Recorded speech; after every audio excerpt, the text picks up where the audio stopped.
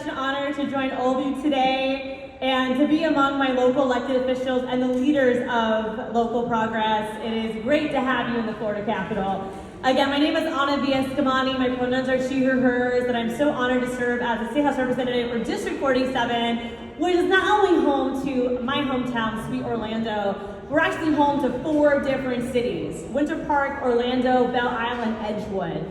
And I'm accompanied by other members of the state legislature. I see Rob Nixon is here. I see Representative Taveras McCurdy. Or anyone else, state reps, senators, but make sure we recognize everyone that's here because this really is a collaborative moment where we are standing up together against these state mandates, against local government, and focus on lifting up the power of people within municipalities to decide for themselves what their government should look and feel like and what problems they should be able to solve. You know, when I first ran for office back in 2017, this was an issue that was coming up in our canvassing, door to door. We had constituents ask us what we're gonna do about home rule, whether it was decisions about their trees to decisions about wages or gun safety. This was a constant pattern for us in our communities where folks want to know, why is Tallahassee practicing big government policies? Why is Tallahassee put into place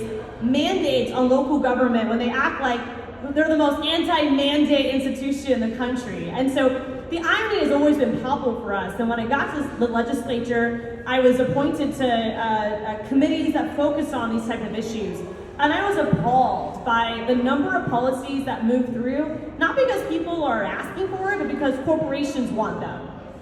And that's what this comes down to, is corporate greed in the face of everyday people. I'll give you an example from last week, a bill to eliminate the ability of local governments to consider wage requirements in government contracts. So we already have preemption across the state where municipalities cannot establish wage requirements in the private sector. This is purely around government contracts, so public workers, whether they are airport workers or construction workers. And so the legislature wants to end that, wants to mandate to end that, which is going to have a dramatic impact across the state, but especially in places like Miami, where the cost of living is substantially higher compared to other parts of Florida. And this is where we see living wage ordinances.